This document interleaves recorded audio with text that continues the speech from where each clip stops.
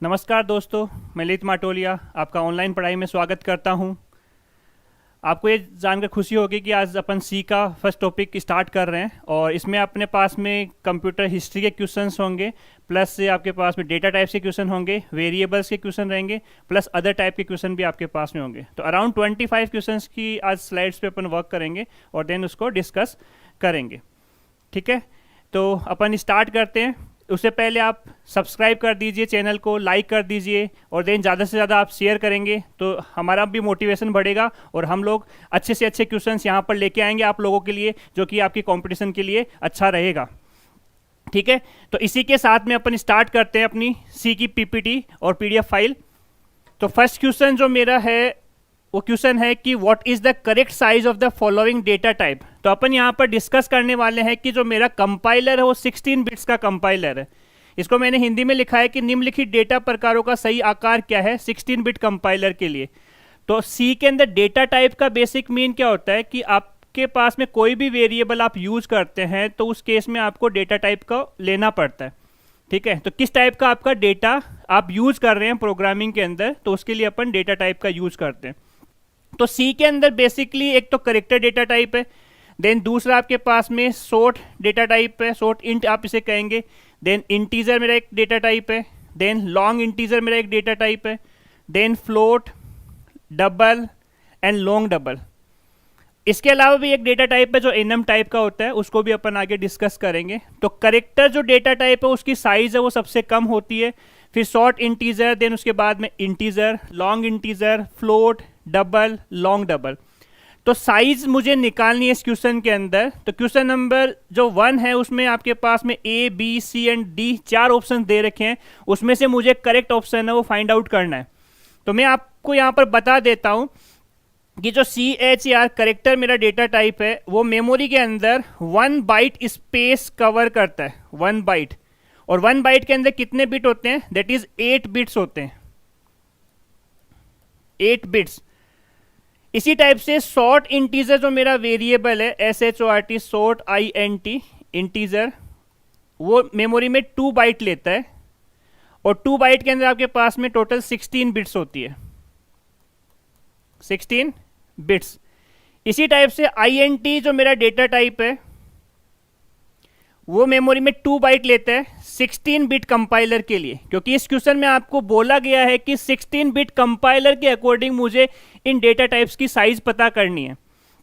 तो integer 2 bite लेते हैं, तो उस केस में मेरा रिजल्ट कितना आ गया 16 बिट्स, क्योंकि एक बाइट के अंदर 8 बिट्स होती है। इसी टाइप से लॉन्ग इंट, जैसे कि नेम से ही जाहिर हो रहा है कि मुझे लॉन्ग वैल्यू लेनी है इंटीजर की, तो लॉन्ग इंट मुझे डेटा टाइप यूज करना पड़ता है। तो इंटीजर का जस्ट डबल, तो यहां पर कितने बाइट हो गया 4 बाइट, क्योंकि इंटीजर मेरा 2 बाइट लेता है तो लॉन्ग इंटीजर मेरा यहां पर 4 बाइट लेगा। और 4 बाइट के अंदर कितने बिट्स होते हैं, दैट इज 32 बिट्स। उसके बाद में आप फ्लोट को यूज करेंगे। फ्लोट मेमोरी में 4 बाइट लेता है और 4 बाइट के अंदर कितने बिट होते हैं, दैट इज 32 बिट्स। डबल है, फ्लोट का दुगना होता है, तो मैंने यहां पर लिखा डबल। डबल लेगा आपके पास में 8 बाइट और 8 बाइट के अंदर 64 बिट्स होते हैं, तो 64 बिट्स अपन ने यहां पर लिखा। इसी टाइप से लॉन्ग डबल है, 16 बिट कंपाइलर के लिए 10 बाइट लेगा, that is equal to 80 bits. तो इस क्वेश्चन को आप थोड़ा सा मॉडिफाई भी कर सकते हैं, क्योंकि इस क्वेश्चन में आपको दिया गया है बाइट्स की फॉर्म में आपको साइज निकालनी है। तो अगर मैं बाइट की फॉर्म की बात करता हूं तो करेक्टर 1 बाइट ले रहा है, शॉर्ट इंटीजर 2 बाइट ले रहा है, इंटीजर मेरा 2 बाइट ले रहा है, long integer 4 byte, float 4 byte, double 8 byte और लॉन्ग डबल 10 बाइट। तो मेरा करेक्ट आंसर जो है वो कौन सा हो गया, ऑप्शन नंबर ए। ओके, तो ऑप्शन नंबर ए आपका करेक्ट आंसर है, क्योंकि data type most important part होता है किसी भी प्रोग्रामिंग लैंग्वेज का। तो इसमें अपन ने मोस्ट ऑफ द जो सी में डेटा टाइप यूज होते हैं उन डेटा टाइप्स को अपन ने यहाँ पर अप्लाई करा है, उनकी साइज निकालिए। अब इसी क्वेश्चन को मैं चेंज करके ऐसे पूछ सकता हूं कि सेम सीक्वेंस के अंदर मुझे बिट्स के अंदर साइज पिक करना है, तो बिट्स के अंदर साइज पिक करना है, तो उस केस में 8 bit, 16 bit, 16 bit, 32 bit, 32 bit, 64 bit और देन 80 बिट्स। तो क्वेश्चन आपके पास में बाइट्स की फॉर्म में भी पूछ सकता है और क्वेश्चन को आपको बिट्स की फॉर्म में भी आंसर में मिल सकता है, तो उसके अकॉर्डिंग आपको आंसर को निकालना होता है। तो इस क्वेश्चन में मुझे जो मिला है वो बाइट्स की फॉर्म में मिला है, तो मेरा करेक्ट आंसर कौन सा हो गया? Option number 1। ठीक है, तो नेक्स्ट क्वेश्चन पे अपन आते हैं। क्वेश्चन नंबर 2 क्या कह रहा है कि what is the length, size and range of the following data type. तो कोई भी डेटा टाइप है तो उस डेटा टाइप की कोई ना कोई साइज होती है, फॉर्मेट स्पेसिफायर्स होते हैं, प्लस उसकी पर्टिकुलर रेंज होती है, देन उस रेंज को निकालने के लिए मुझे फॉर्मूला यूज करना पड़ता है।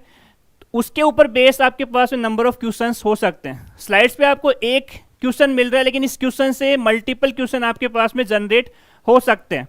ठीक है, तो क्वेश्चन नंबर 2 क्या कह रहे हैं? निम्नलिखित डेटा प्रकारों की लंबाई, आकार और सीमा क्या है? तो करेक्टर, जैसा कि मैंने आपको बताया था अभी, CHAR करेक्टर मेमोरी में कितना लेता है? स्टोरेज 1 बाइट लेता है, और 1 बाइट के अंदर कितने बिट होती है? 8 बिट्स होती है। अब यहां पर आपको पूछ रहा है कि साइज क्या होगी इस पर्टिकुलर करेक्टर वेरिएबल की। तो करेक्टर वेरिएबल की साइज आपके पास में 1 बाइट है और बिट्स में निकालना है तो 8 बिट्स होती है। दूसरा क्वेश्चन क्या पूछ रहा है कि उसकी रेंज क्या होगी? उसकी रेंज क्या होगी? तो रेंज अगर मुझे फाइंड आउट करना है करेक्टर के लिए, तो रेंज के लिए एक फॉर्मूला लगता है, वो क्या होता है? -2n-1 2 plus 2n-1 then whole -1। इस 2n-1 में से अपन एक कम कर देंगे तो वो मेरी लास्ट वैल्यू आ जाएगी। यहां पर n की वैल्यू क्या है?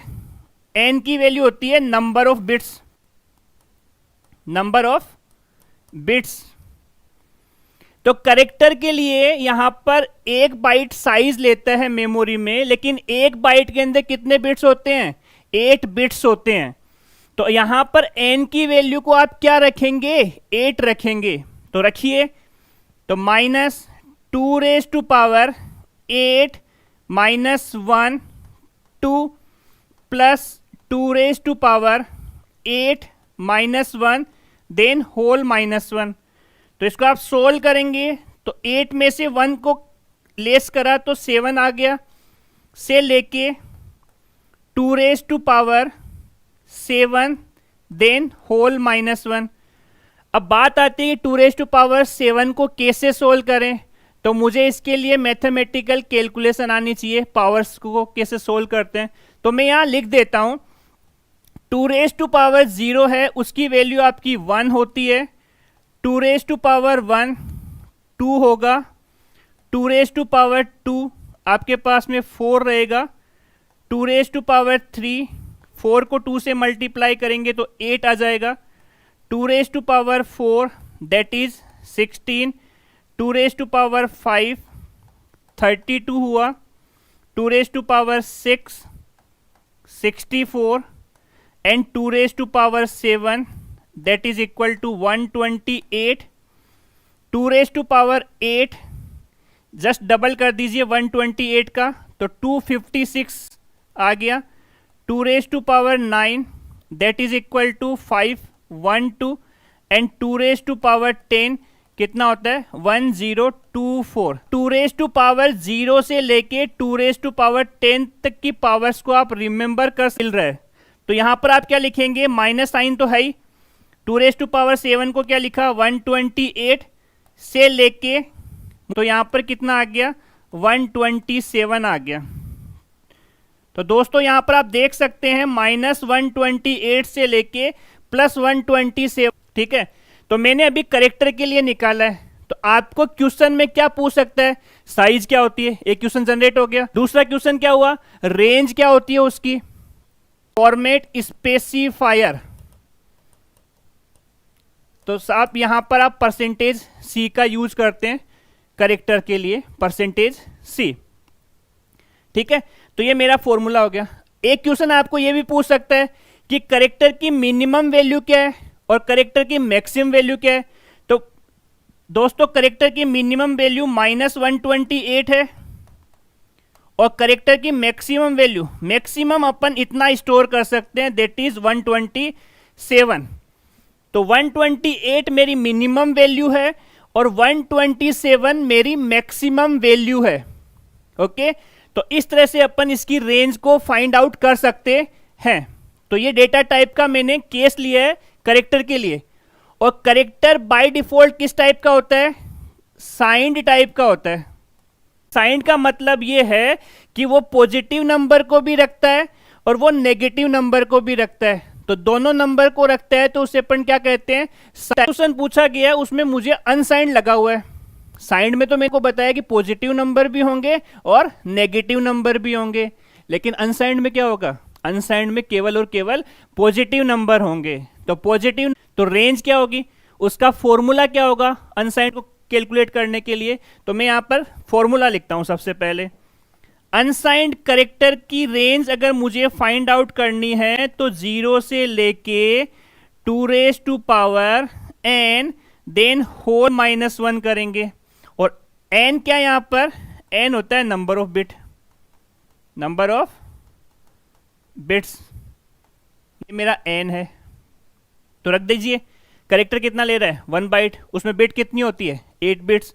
तो आप इसे लिखेंगे 0 से लेके 2⁸ देन होल -1। और 2⁸ कितना होता है? 256 होते हैं, 256।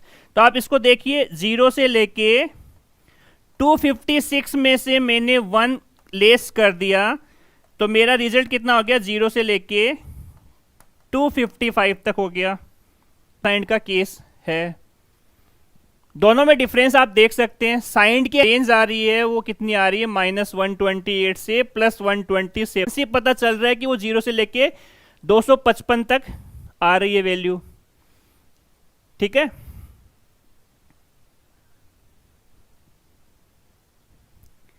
तो 0 से लेके 255 मेरी रेंज आ रही है। तो अगर आपको इस क्वेश्चन में पूछे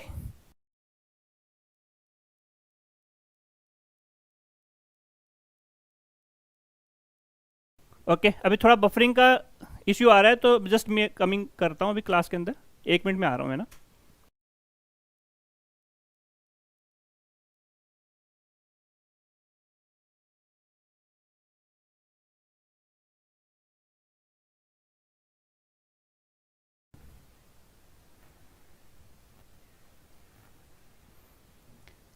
करो। सो क्वेश्चन नंबर 2 अपन ने डिस्कस कर लिया, जिसमें करेक्टर और देन अनसाइंड करेक्टर के बारे में डिस्कस किया। अगर करेक्टर के आगे साइंड नहीं लगा हुआ है तो भी वो बाय डिफॉल्ट किस टाइप का होता है? साइंड टाइप का होता है। और अनसाइंड के अंदर आपकी वैल्यू क्या होती है? पॉजिटिव। तो अगर आपसे कोई क्वेश्चन पूछता है कि अनसाइंड करेक्टर की मिनिमम वैल्यू कितनी है? अनसाइंड करेक्टर की मिनिमम वैल्यू सर जी यहाँ पर 0 है और अनसाइंड करेक्टर की मैक्सिमम वैल्यू 255 है। तो इस तरह से रेंज के बारे में भी वो पूछ सकता है। ओके, साइज के बारे में भी पूछ सकता है। और बाकी आपको यहाँ पर ये जो पावर्स की कैलकुलेशन मैंने करी है, उस कैलकुलेशन को आप डायरेक्टली याद कर लेंगे तो ज़्यादा बेटर रहेगा। ठीक है, तो क्वेश्चन नंबर 3 पे अपन आते हैं। सो क्वेश्चन नंबर 3 भी उसी टाइप का है जैसे अपन ने करेक्टर्स के बारे में डिस्कस किया है, उसी टाइप से अपन इंटीजर्स के बारे में यहाँ पर डिस्कस कर रहे हैं। इंटीजर में आपके पास में 4 कैटेगरी आ रही है बेसिकली। एक इंट है, एक मेरे पास में शॉर्ट इंट है, थर्ड मेरा अनसाइंड इंट है और फोर्थ एनम टाइप का है। इनकी साइज क्या होती है, मेमोरी में कितना स्पेस ले रहा है, उसकी रेंज क्या होगी, वो अपन यहाँ पर देखने वाले हैं। ठीक है, तो मैंने आपको यहाँ पर एक फॉर्मूला बताया था इन करेक्टर की रेंज फाइंड आउट करने के लिए, जो कि क्या है? -2⁻n-1 to +2⁻n-1 then -1। ठीक है, अब मुझे इंटीजर की रेंज निकालनी है, शॉर्ट इंटीजर की रेंज निकालनी है, अनसाइंड इंटीजर की रेंज निकालनी है, एनम की डायरेक्टली साइज मुझे फाइंड आउट करनी है। रेंज भी अगर प्रिंट करना है तो वो प्रिंट कर सकते हैं। तो सबसे पहले मैं इंटीजर जो मेरा डेटा टाइप है उसकी साइज कितनी होती है? साइज होती है 2 बाइट। साइज होती है 2 बाइट। ओके, शॉर्ट इंटीजर की जो साइज है, एक मिनट रुकिए, कुछ टेक्निकल इश्यू आ रहा है।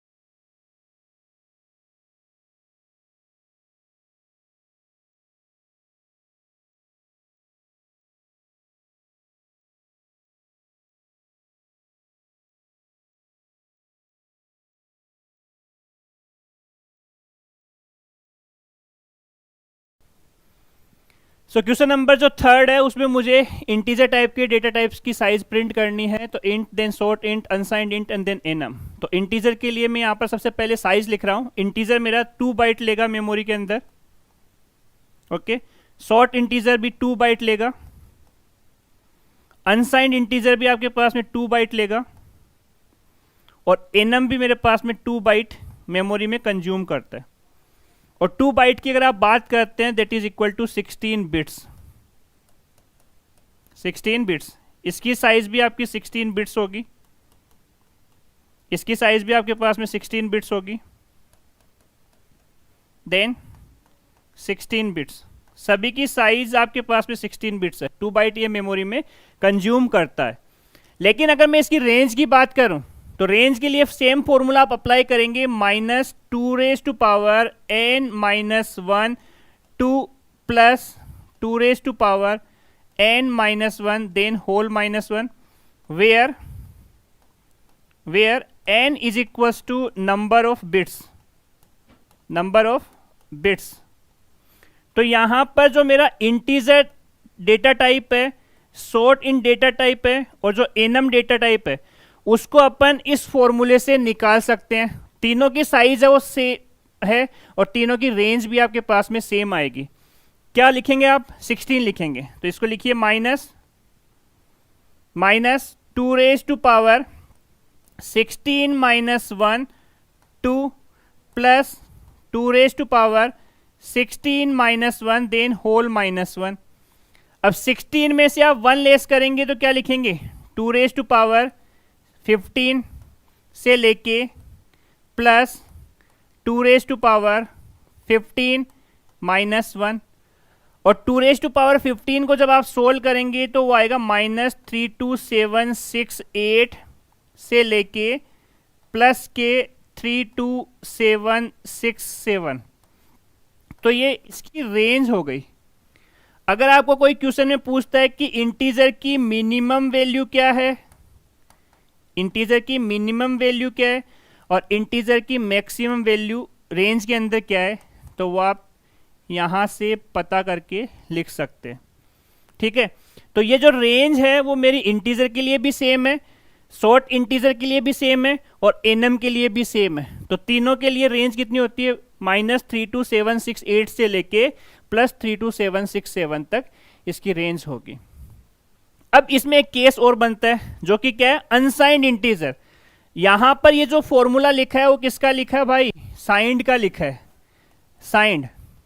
और साइंड में क्या होता है? पॉजिटिव वैल्यू और नेगेटिव वैल्यू दोनों होती है, positive as well as negative. Unsigned के केस में केवल और केवल पॉजिटिव वैल्यू रहेगी। तो अनसाइंड के लिए फॉर्मूला क्या होता है? अगर मैं इस अनसाइंड इंटीजर के लिए फॉर्मूला लिखता हूं तो 0 से लेके 2n देन होल -1 लिखना है। तो n क्या आपके पास है? नंबर ऑफ बिट्स है। तो यहाँ पर लिखिए आप 0 से लेके 2⁻16 देन -1 लिखेंगे। तो इसको आप सोल्व करेंगे 0 से लेके 2⁻16 कितना होता है 65536 होता है, उसमें से -1 कर देंगे लेस, तो 0 से लेके 65535 इसकी रेंज आएगी। 0 से लेके 65535 तक इसकी रेंज आएगी। तो ये मेरा अनसाइंड इंटीजर का रिजल्ट हो गया। अब देख सकते हैं आप दोनों की रेंज में अगर आप डिफरेंस देखते हैं तो इसकी रेंज है वो थोड़ी हायर होती है। यहाँ पर रेंज की मैक्सिमम वैल्यू कितनी है +32767 है, जबकि यहाँ पर रेंज कितना है 0 से लेके 65535 है। ऊपर लिख देता हूँ 0 से लेके 65535 अनसाइंड इंटीजर की रेंज होती है, अनसाइंड इंटीजर की रेंज होती है। ठीक है, तो क्वेश्चन नंबर 3 अपने यहाँ पर स्लाइड पे है, लेकिन इससे अलग अलग क्वेश्चन आपके पास में जनरेट होते हैं, तो वो मैंने यहाँ पर आपको समझा दिया है। स्लाइड पे एक क्वेश्चन है, बट इससे 3 to 4 क्वेश्चन आपको इस मेरे कंटेंट से आपको मिल रहे होंगे, तो आप डायरेक्टली यहाँ से इसको रिमेंबर कर सकते हैं रेंज को। ठीक है, क्वेश्चन नंबर 4 पे अपन आते हैं।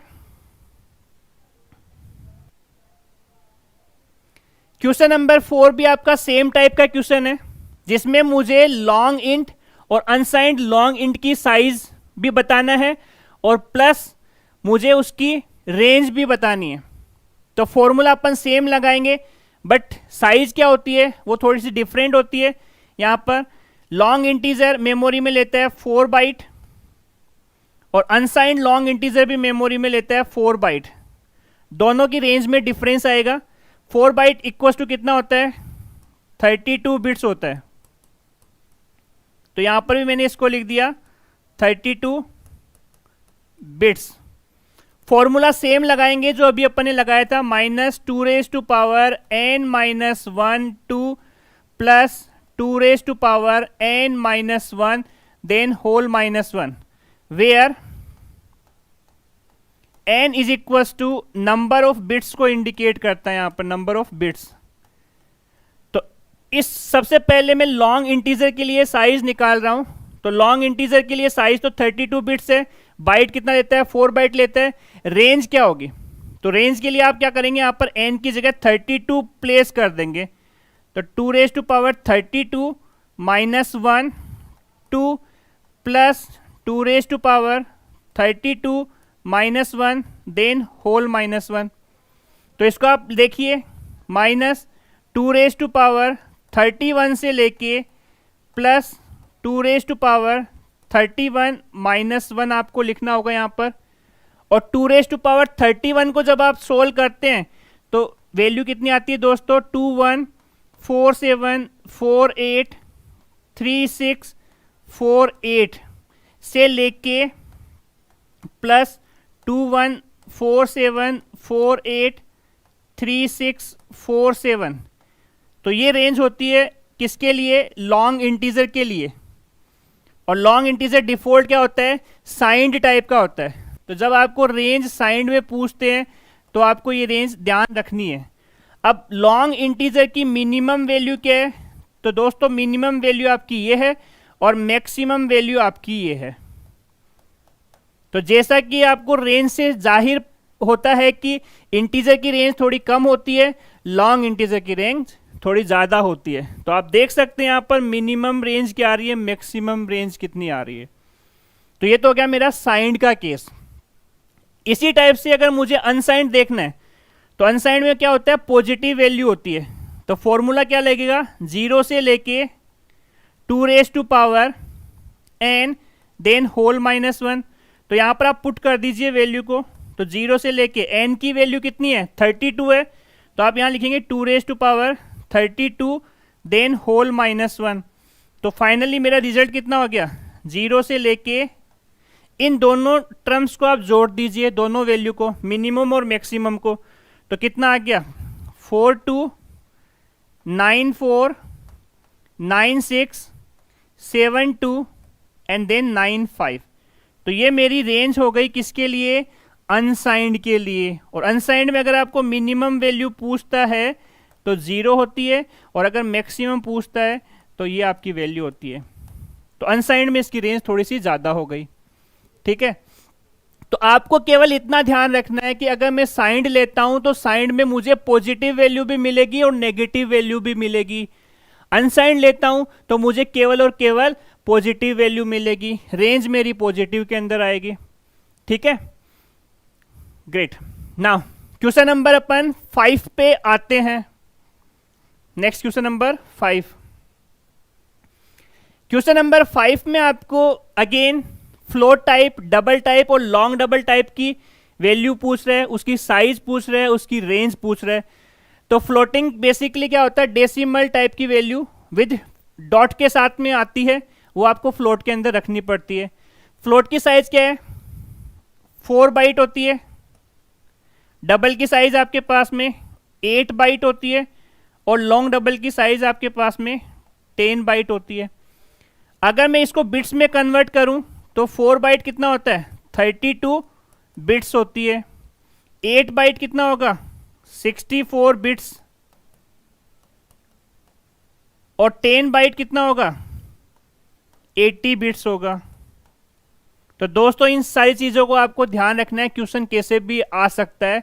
ठीक है, स्लाइड के ऊपर एक क्वेश्चन है, बट इससे अपन मल्टीपल क्वेश्चन से वो जनरेट कर सकते हैं।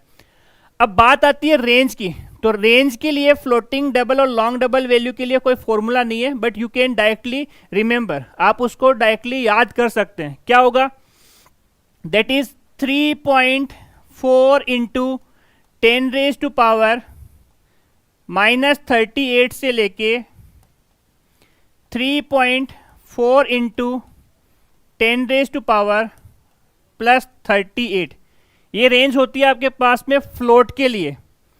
डबल की अगर बात करता हूं तो डबल के लिए रेंज होगी 1.7 इंटू 10 रेज टू पावर -308 से लेके 1.7 इंटू 10 रेज टू पावर +308।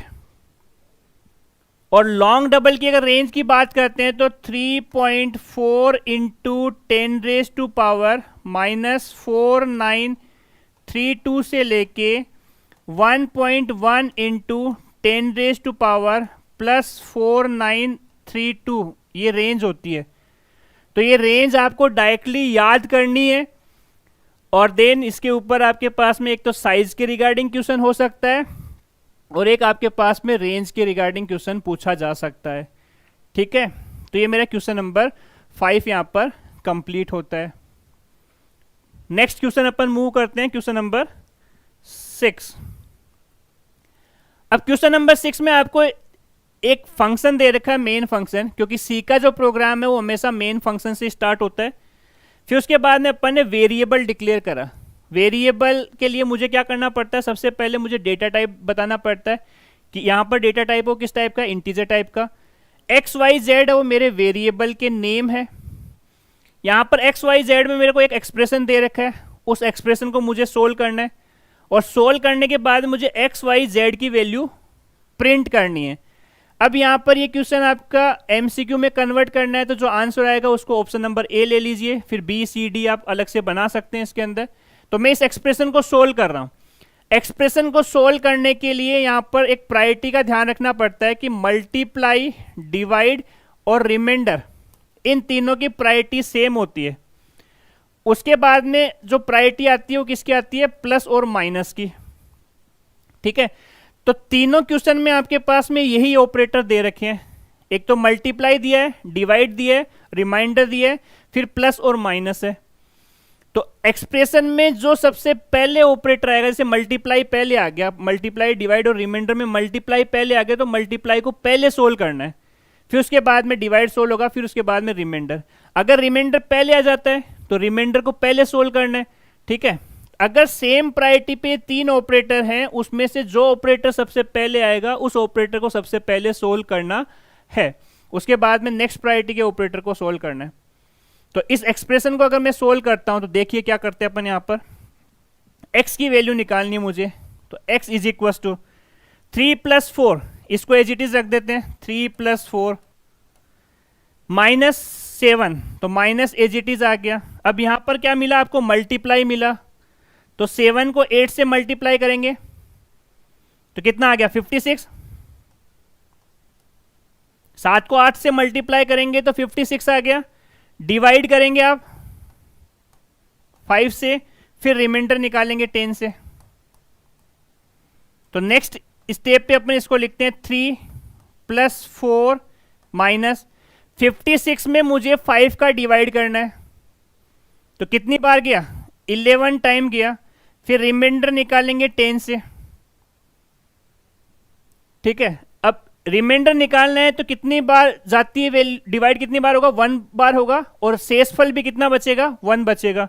तो इसको आप रखिए यहां पर 3 + 4 माइनस का 1, तो 3 + 4 कितना हो गया 7। 7 में से अपन 1 लेस कर देंगे तो यहां पर x की वैल्यू कितनी आ गई 6 आ गई।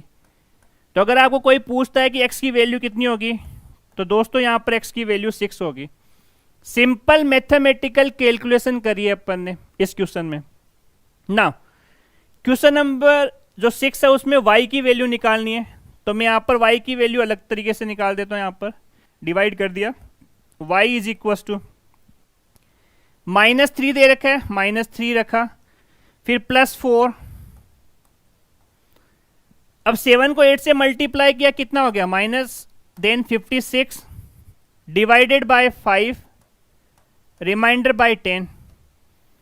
तो जैसा मैंने रूल बताया कि मल्टीप्लाई पहले सोल्व हो गया, फिर डिवाइड सोल्व होगा, फिर रिमाइंडर सोल्व होगा।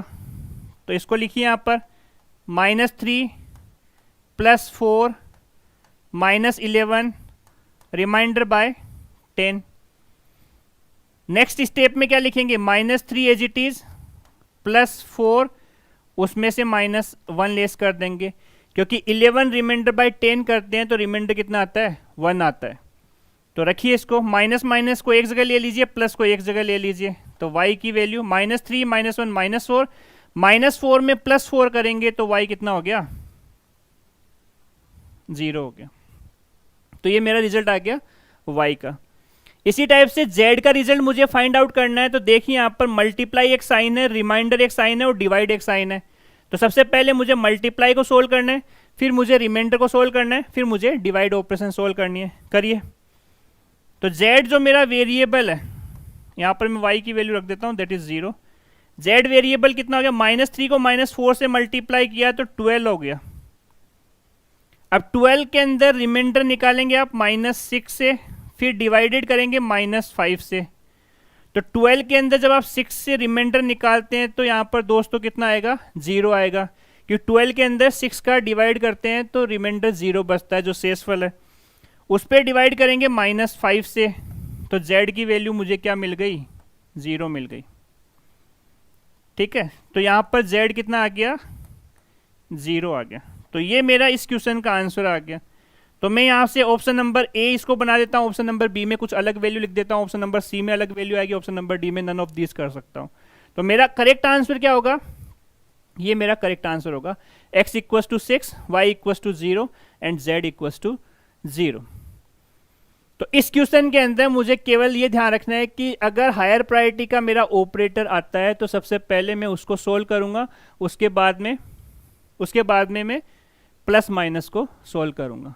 आशीष आपने सही आंसर दिया है, y की वैल्यू 6 बोल रहे हैं आप। y की वैल्यू 6 कैसे आएगी, -3 लिखा अपन ने, +4 -56 डिवाइडेड बाय 5 करा और रिमाइंडर बाय 10 निकाला है। तो आप देख सकते हैं यहाँ पर -3 आया, देन उसके बाद में +4 देन -11 रिमाइंडर बाय 10 करेंगे। ठीक है, तो -3 as it is, +4 then -11 remainder by 10 करेंगे तो -1 होगा। ओके, तो -3 -1 किया तो कितना हो गया -4, -4 में +4 करेंगे तो कितना आ गया 0 आ गया। ठीक है आशीष, y की वैल्यू 0 आएगी, z की वैल्यू 0 आएगी और x की वैल्यू आपकी 6 आएगी। तो आप लोगों को समझ में आएगा क्वेश्चन नंबर 6 अपन ने कैसे सोल्व करा है। स्टेप बाय स्टेप मैंने यहाँ पर पूरी कैलकुलेशन करके आपको दिखाई है। नेक्स्ट क्वेश्चन अपन मूव करते हैं, क्वेश्चन नंबर 7। क्वेश्चन नंबर 7 के अंदर आप देख सकते हैं यहाँ पर a की वैल्यू कितनी है 1.5, जो कि किस टाइप की है, फ्लोट टाइप की है। यस, फ्लोट टाइप की वैल्यू है a, जिसको आपने क्या लिखा है 1.5 लिखा है। जो मेरा बी वेरिएबल है वो किस टाइप का है, इंटीजर टाइप का, जो कि अपन ने यहाँ पर क्या लिखा है, 3 लिखा है। और देन मेरे को एक एक्सप्रेशन दे रखा है a is equal to B divided by 2 plus B multiply by 8 divided by B minus B plus a divided by 3। तो रूल आपको ध्यान रखना है, जो multiply divide and then same priority पे है उसको पहले सोल्व करेंगे, उसके बाद में प्लस और माइनस आता है तो उसको बाद में सोल्व करेंगे। तो जैसी मेरी वैल्यू दे रखी है यहाँ पर, वो वैल्यू मैं इस एक्सप्रेशन में पुट कर रहा हूं, जो मेरा a का एक्सप्रेशन है। देखना क्या लिखते हैं अपन, a is equal to b की वैल्यू कितनी दे रखी है दोस्तों, 3 दे रखी है, 3 डिवाइडेड बाई 2 कर दिया, प्लस b की वैल्यू यहां पर रखनी है 3 मल्टीप्लाई बाय 8, फिर डिवाइडेड बाय 3 से आपने डिवाइड कर दिया, फिर माइनस b 3 प्लस a की वैल्यू कितनी दे रखी है 1.5, तो आप यहाँ पर 1.5 लिखेंगे, फिर डिवाइड कितने से करना है 3 से करना है। तो ये मेरा एक एक्सप्रेशन बना। मैंने क्या करा यहाँ पर, जो मेरी a की वैल्यू दे रखी है और b की वैल्यू दे रखी है वो मैंने इस एक्सप्रेशन में पुट कर दिया। ठीक है, अगर मैं यहाँ पर 3 में 2 से डिवाइड करता हूँ, 3 डिवाइडेड बाई 2 कितनी बार गया, 1 टाइम गया। फ्लोटिंग में वैल्यू नहीं आएगी क्योंकि यहाँ पर इंटीजर मेरा एक नंबर है 3 और दूसरा नंबर भी मेरा इंटीजर है 2। तो इंटीजर में मैं इंटीजर का डिवाइड करता हूं तो मेरा रिजल्ट किस में आता है, इंटीजर के अंदर। तो 3 में मैंने 2 का डिवाइड करा तो 1 टाइम यहां पर डिवीजन होगा, फिर मैंने प्लस करा। अब मल्टीप्लाई और डिवाइड की प्रायोरिटी सेम है, तो सबसे पहले मैं मल्टीप्लाई करता हूं। तो 3 को 8 से मल्टीप्लाई किया 24, 24 में 3 का डिवाइड करा तो कितना आ गया 8। फिर उसके बाद में अपन ने माइनस रखा, और यहां पर मेरा जो 1.5 है वो फ्लोटिंग वैल्यू है और 3 मेरा इंटीजर है। तो फ्लोट के अंदर जब आप इंटीजर का डिवाइड करते हैं तो मेरा रिजल्ट किस में आता है, फ्लोट के अंदर आता है। तो यहां पर आप प्लस कर देंगे, कितना आ गया 0.5 आ गया, क्योंकि 0.5 टाइम ये डिवीजन होगा। ओके, 1.5 में 3 का डिवाइड करते हैं तो 0.5 आ गया। तो अब सारे सिंबल्स हैं वो प्लस और माइनस है, तो प्लस माइनस सेम प्रायोरिटी पे सोल्व कर दीजिए। तो 8 + 1 9, 0.5, क्योंकि 0.5 को भी ऐड कर दिया, उसमें से मैंने 3 लेस कर दिया। तो जो मेरा a वेरिएबल है वो कितना आ गया 6.5। लेकिन यहाँ पर परसेंटेज f लिखा हुआ है, तो उस केस में मुझे यहाँ पर 5 जीरोज भी लिखने हैं, क्योंकि डॉट के बाद में मेरे पास में 6 टाइम 0 आते हैं, लेकिन वो जो नेक्स्ट 0 था वो 5 से रिप्लेस हो गया एज पर और आंसर। तो मेरा फाइनल जो आंसर वो क्या आएगा, a इज इक्वल टू 6.5 और 5 टाइम 0, ये मेरा करेक्ट आंसर है। तो ऑप्शन में अगर आपको इस टाइप का आंसर मिलता है तो वो मेरा करेक्ट आंसर होगा। तो यहां पर अपन ने मैथमेटिकली इस एक्सप्रेशन को सोल्व करा है और एक एक स्टेप मैंने यहां पर आपको बताई है कि ये क्वेश्चन इस तरह से सोल्व होगा। ठीक है, क्योंकि मल्टीप्लाई और डिवाइड मेरा एक सिंबल है, यहाँ पर माइनस और प्लस मेरा एक सिंबल है, और लास्ट में आप इक्वल साइन यूज करते हैं जो कि असाइनमेंट के लिए काम में आता है। तो इस एक्सप्रेशन में सबसे पहले मैंने मल्टीप्लाई को सोल्व करा, फिर मैंने डिवाइड को सोल्व करा, फिर लास्ट में मैंने प्लस और माइनस को सोल्व करा, और फाइनली मैंने जो रिजल्ट है वो किस में दे दिया, ए वेरिएबल के अंदर दे दिया, क्योंकि ए वेरिएबल वो मेरा किस टाइप का है, फ्लोटिंग टाइप का है। तो दोस्तों मैं आशा करता हूं कि आपको क्वेश्चन नंबर 7 है वो समझ में आ गया होगा। देन उसके बाद में अपन क्वेश्चन नंबर 8 पे आते हैं। क्वेश्चन नंबर 8 जो है उसमें भी आपको पूछ रहा है कि आउटपुट क्या होगा इस प्रोग्राम का। तो दोस्तों यहां पर आप देख सकते हैं एक इंटीजर टाइप का वेरिएबल है जिसकी वैल्यू मैंने i इक्वल टू -4 रखी है, और जे मेरा वेरिएबल है जो कि इनिशलाइज नहीं है। तो अगर आपका वेरिएबल इनिशलाइज नहीं होता है सी के अंदर तो वो डिफॉल्ट वैल्यू क्या लेता है, गार्बेज लेता है। उसके बाद में एक नंबर वेरिएबल लिखा, नंबर को अपन ने 10 से इनिशिएट करा है। फिर जे एक वेरिएबल लिया, उसमें लिखा i रिमाइंडर बाय -3। तो सबसे पहले आपको जे को सोल्व करना है। तो जे को सोल्व करने के लिए i की वैल्यू मैं यहां से लिखूंगा, कितनी है, -4 है। उसमें आप रिमाइंडर निकालेंगे किससे, -3 से रिमाइंडर निकालेंगे। तो जे की वैल्यू निकालनी है आपको। तो इसके लिए एक रूल ध्यान रख लेना कि अगर मैं पॉजिटिव नंबर के अंदर रिमाइंडर निकालता हूं किससे, पॉजिटिव नंबर से, तो मेरा रिजल्ट किस में आएगा दोस्तों, पॉजिटिव के अंदर आएगा। ठीक है, नेगेटिव नंबर को अगर मैं रिमाइंडर निकालता हूं पॉजिटिव नंबर से, तो मेरा रिजल्ट किस में आएगा दोस्तों, नेगेटिव के अंदर आएगा। क्योंकि साइन है वो किस पे डिपेंड करता है, न्यूमरेटर पार्ट पे डिपेंड करता है, जिसे अपन कहते हैं अंश। ओके, उसके बाद में पॉजिटिव नंबर है उसको मैंने रिमाइंडर निकाला किससे, नेगेटिव नंबर से, तो यहां पर दोस्तों इसका रिजल्ट आएगा पॉजिटिव के अंदर। और negative number remainder by negative करता हूं तो मेरा रिजल्ट किस में आएगा, नेगेटिव के अंदर आएगा। तो इस रूल को अगर मैं फॉलो करता हूं इस क्वेश्चन के लिए, तो आप देख सकते हैं -4 के अंदर आप रिमाइंडर निकालते हैं -3 का, 4 के अंदर आप डिवाइड करेंगे 3 से तो 1 टाइम आएगा, शेषफल भी कितना बचेगा, 1 बचेगा। लेकिन साइन किसका लिया जाएगा, न्यूमरेटर पार्ट का। तो जे की वैल्यू क्या हो गई दोस्तों, जे की वैल्यू हो गई -1, और -1 जो वैल्यू उसे अपन कहते हैं non zero value, non zero value. और नॉन जीरो वैल्यू के लिए सी में अपन इसको कहते हैं ट्रू, सी में क्या कहते हैं, इसे ट्रू कहते हैं। तो नेक्स्ट स्टेटमेंट देखो, यहां तो जे की वैल्यू निकल गई -1। अब जो नेक्स्ट स्टेटमेंट है उसमें अपन ने क्या लिखा है, जे इज इक्वल टू, इस जगह पे आप जे की वैल्यू पुट करेंगे जो कि क्या है -1 है। फिर यहां पर आपको क्वेश्चन मार्क दे रखा है, देन 0 कॉलन साइन, नंबर की वैल्यू क्या है 10, तो आपने यहां पर लिखा 10 मल्टीप्लाई बाई 10, और देन लास्ट में दे रखा है सेमी कॉलन।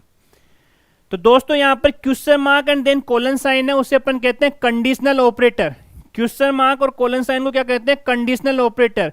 और इस कंडीशनल ऑपरेटर को कैसे सोल्व करेंगे, अगर मेरी फर्स्ट वैल्यू नॉन जीरो है, नॉन जीरो का मतलब ट्रू है, तो मेरा फर्स्ट पार्ट एग्जीक्यूट होगा। अगर ट्रू है तो फर्स्ट पार्ट एग्जीक्यूट होगा, और अगर फॉल्स है तो सेकेंड पार्ट एग्जीक्यूट होगा। तो यहां पर आपके पास में क्या है, फर्स्ट कंडीशन पे -1 है, तो -1 का मतलब है वो नॉन जीरो वैल्यू है, और नॉन जीरो वैल्यू को अपन सी में लेते हैं ट्रू। और जब आपकी सी में वैल्यू ट्रू आती है तो फर्स्ट पार्ट एग्जीक्यूट होता है, जो कि कितना है, 0। तो इस क्वेश्चन का जब मैं आंसर की बात करता हूं तो जे की वैल्यू दोस्तों कितनी आएगी, 0 आएगी। अगर कंडीशन पे मेरे फर्स्ट कंडीशन पे वैल्यू 0 आती तब मेरा रिजल्ट कितना आता, 100 आता। लेकिन क्वेश्चन में मेरे को यहां पर क्या मिल रहा है, -1 मिल रहा है। तो जब मुझे -1 मिल रहा है तो फर्स्ट पार्ट एग्जीक्यूट होगा। क्यों होगा फर्स्ट पार्ट एग्जीक्यूट, क्योंकि एनी पॉजिटिव नंबर और नेगेटिव नंबर को आप क्या लेते हैं, ट्रू लेते हैं, और ट्रू को आप क्या लिखेंगे, 1 लिखेंगे। ओके, और 1 यहां लिखा, इसका मतलब ये ट्रू है, तो इसका जो रिजल्ट है वो कितना आएगा, 0 आएगा, क्योंकि फर्स्ट पार्ट एग्जीक्यूट होगा। तो क्वेश्चन नंबर 8 के अंदर जो रिजल्ट आएगा वो जे की वैल्यू कितनी होगी, 0 होगी। ठीक है, सिलेबस भी आ जाएगा, जल्दी आएगा सिलेबस भी। ओके, नाउ क्वेश्चन नंबर 9 पे अपन आते हैं। अब जैसा कि मैंने प्रीवियस एग्जाम्पल्स के अंदर आपको बताया था कि अनसाइंड इंटीजर की जो रेंज है वो आप किस तरह से निकालते हैं, उसका एक फॉर्मूला बताया था। अनसाइंड इंटीजर की साइज कितनी होती है वो अपन ने बताया था। तो उसी पे बेस्ड ये क्वेश्चन है, क्वेश्चन नंबर 9। कैसे सोल्व करेंगे, क्योंकि यहां पर आपको थोड़ा सा ध्यान रखना पड़ेगा कि जो भी वेरिएबल्स या जो भी डेटा टाइप्स है उनकी एक पर्टिकुलर रेंज होती है, उस रेंज के अकॉर्डिंग मुझे क्वेश्चन को सोल्व करना पड़ता है। अब अनसाइंड के लिए अपन ने डिस्कस किया था, हाँ आशीष बता रहा हूं, अनसाइंड के लिए अपन ने क्या डिस्कस किया था, अनसाइंड जो इंटीजर टाइप का डेटा टाइप है उसकी जो रेंज है वो 0 से लेके 65535 होती है। उसके लिए मैंने फॉर्मूला बताया था, देखते हैं अपन वापस से। अनसाइंड इंटीजर के लिए मैं फिर से निकालता हूं आपके लिए result. Unsigned INT, unsigned integer कितनी बाइट लेता है मेमोरी में, 2 बाइट लेता है, और 2 बाइट के अंदर कितने बिट होते हैं, 16 बिट्स होते हैं। ठीक है, अनसाइंड के लिए क्वेश्चन नंबर 8 पे भी आते हैं। आशीष, पहले मैं क्वेश्चन नंबर 9 को एक बार एक्सप्लेन कर देता हूं, उसके बाद मैं 8 पे वापस आ जाता हूं। आशीष, ठीक है, तो अनसाइंड इंट कितना लिया, 2 बाइट लिया, दैट इज 16 बिट। तो 16 बिट्स को अगर मुझे यहाँ पर फॉर्मूले में रखना है तो लिखेंगे 0 से लेके 2 raise to power n then whole -1 where n is equal to number of bits. n is equal to क्या है? Number of bits. ठीक है, तो यहां पर n की जगह रखिए आप 0 से लेके 2 रेज टू पावर 16 देन -1। तो इसको आप लिखेंगे 0 से लेके 2 रेज टू पावर 16 कितना होता है? 65536 होता है, उसमें से -1 लेस करेंगे तो ये होगा 0 से लेके 65535 तक। ठीक है, तो ये मेरी एक रेंज हो गई जो अनसाइंड इंटीजर को रिप्रेजेंट करता है, अनसाइंड इंटीजर को। अब जो भी आपका डेटा टाइप है वो इस पर्टिकुलर साइक्लिक नेचर में वर्क करता है, चाहे वो साइंड इंटीजर हो चाहे वो आपके पास में अनसाइंड हो। तो अगर मैं अनसाइंड इंटीजर की बात करता हूं तो कहां से स्टार्ट होगा? ये 0 से स्टार्ट हुआ, 0 1 देन 2 देन 3 और मैक्सिमम कितना गया? 65535 तक गया। इधर अगर आप देखते हैं तो 65534 आ गया, देन 65533। तो ये जो साइक्लिक नेचर है उसमें आपने क्या किया? 0 से स्टार्ट करा। अगर मैं क्लॉकवाइज डायरेक्शन में चलता हूं तो इस तरह से चलेगा, ये मेरी क्लॉकवाइज डायरेक्शन है। और अगर मैं एंटी क्लॉकवाइज में मूव करता हूं तो ये मेरी डायरेक्शन होगी एंटी क्लॉकवाइज। अब दोस्तों आपने देखा यहां पर unsigned integer a is equal to मैंने -2 करा है, ठीक है, लेकिन मैंने आपको बताया कि unsigned integer takes only the positive value. तो अब पॉजिटिव वैल्यू आएगी कैसे? तो दोस्तों यहां पर देखो, अगर मैं 0 से 1 माइनस करता हूं तो मेरी पॉजिटिव वैल्यू क्या आ गई? 65535। और अगर मैं -2 करता हूं तो मेरा रिजल्ट कितना आएगा? 65534 आएगा। तो अगर अनसाइंड केस में नेगेटिव वैल्यू होती है तो दोस्तों ये क्या करता है? एंटी क्लॉकवाइज डायरेक्शन के अंदर मूव करता है। तो आपको क्वेश्चन में क्या दे रखा है? a इक्वल टू -2 दे रखा है और परसेंटेज u किसके लिए होता है? अनसाइंड के लिए होता है। और अनसाइंड क्या करता है? केवल और केवल पॉजिटिव वैल्यू को प्रिंट करता है। तो 0 से आपने -1 किया तो 65535 हो गया और -2 किया तो 65534 हो गया। तो इस क्वेश्चन का जो आंसर है वो कितना हो गया? 65534 हो गया। ये मेरा साइक्लिक नेचर होता है। अगर मैं पॉजिटिव डायरेक्शन में मूव करता हूं तो क्लॉकवाइज, और अगर अनसाइड में मुझे नेगेटिव मूव करना है तो एंटी क्लॉकवाइज करना होगा। तो आशीष आपको समझ में आ गया हो गया क्वेश्चन नंबर 9। मैं वापस से क्वेश्चन नंबर 8 पे आता हूं, आपको कुछ डाउट था क्वेश्चन नंबर 8 पे। तो क्वेश्चन नंबर 8 में देखिए आशीष जी क्या है यहां पर। सबसे पहले मुझे i की वैल्यू क्या दे रखी है? -4 दे रखी है। j मेरा एक वेरिएबल है, नंबर को क्या लिखा है? 10 लिखा है। j के अंदर क्या लिखा? i remainder by -3। तो i की वैल्यू मैंने यहां से पुट कर दी, -4 है, रिमाइंडर बाय -3 करा। तो यहां पर मैंने आपको रूल बताया। रूल कौन सा अप्लाई हो रहा है? ये वाला रूल अप्लाई हो रहा है, दूसरा वाला, कि नेगेटिव नंबर के अंदर आप रिमाइंडर निकालेंगे पॉजिटिव नंबर का तो मेरा रिजल्ट किस में आएगा? नेगेटिव के अंदर आएगा। रूल आपके पास में 4 है, वो आप देख सकते हैं। अगर पॉजिटिव नंबर में मैं पॉजिटिव नंबर का रिमाइंडर निकालता हूं तो पॉजिटिव नंबर आएगा। नेगेटिव नंबर के अंदर रिमाइंडर निकालता हूं पॉजिटिव नंबर का तो नेगेटिव आएगा। Positive number remainder by negative करता हूं तो पॉजिटिव आएगा, और negative number remainder by negative करता हूं तो नेगेटिव आएगा। क्योंकि साइन किसके ऊपर डिपेंड करता है? Sign will depend upon numerator part, depend upon numerator part। Numerator क्या होता है? अंश। जो ऊपर का पार्ट है उसे अपन अंश कहते हैं, जो नीचे का पार्ट होता है उसे अपन हर कहते हैं। तो यहां पर देखिए j की वैल्यू कितनी आ गई? -1 आ गई, क्योंकि शेषफल मेरा क्या बच रहा है? -1 बच रहा है। c के अंदर -1 या जो भी पॉजिटिव नंबर या नेगेटिव नंबर आते हैं तो उसे अपन नॉन जीरो वैल्यू कहते हैं, यानी जो जीरो नहीं है उसे अपन क्या कहते हैं? नॉन जीरो वैल्यू कहते हैं। नॉन जीरो के लिए अपन क्या लेते हैं? उसको ट्रू लेते हैं। ट्रू का मतलब क्या होता है? 1, यानी कंडीशन सही है। तो जब कंडीशन सही है, और टर्नरी ऑपरेटर कैसे काम करता है? टर्नरी ऑपरेटर में आपने यहाँ पर -1 लिखा, -1 मेरा क्या है? Non zero. नॉन जीरो का मतलब कंडीशन ट्रू। तो दोस्तों यहाँ पर जब कंडीशन ट्रू होती है तो ये वाला पार्ट एग्जीक्यूट होता है, और कंडीशन फॉल्स होती है तो सेकेंड वाला पार्ट एग्जीक्यूट होगा। तो -1 को क्या लिया अपन ने, नॉन जीरो लिया है। नॉन जीरो में क्या होता है, कंडीशन ट्रू होती है। कंडीशन ट्रू होती है तो फर्स्ट पार्ट में क्या है, जीरो, वो आपका एग्जीक्यूट होकर किस में चला जाएगा, जे में चला जाएगा। लेकिन अगर by the way condition false होती तो उस केस में आपका सेकंड पार्ट एग्जीक्यूट होता। आशीष गुप्ता, आई थिंक अब क्लियर होगा आपको। आशीष, तो ये मेरा जे की वैल्यू क्या हो गई, जीरो हो गई। इस तरह से आप जे का रिजल्ट निकाल सकते हैं। तो नेक्स्ट क्वेश्चन पे अपन मूव करते हैं। 9th नंबर का क्वेश्चन अपन देख लिया था। नाउ नेक्स्ट क्वेश्चन है मेरा 10th नंबर क्वेश्चन। ठीक है, तो 10th नंबर क्वेश्चन में आप देख सकते हैं यहाँ पर मेरे को एक इंटीजर टाइप का वेरिएबल दे रखा है जिसकी वैल्यू कितनी है, 90 मुझे दिया गया है। और इस इंटीजर को मुझे क्या करना है, परसेंटेज सी के अंदर प्रिंट करना है। इंटीजर को मुझे करेक्टर के अंदर प्रिंट करना है। तो दोस्तों यहाँ पर अगर इंटीजर को मुझे करेक्टर में प्रिंट करना है तो उसके लिए मुझे आस्काई वैल्यू का कंसेप्ट पता होना चाहिए। आस्काई, जिसे अपन कहते हैं अमेरिकन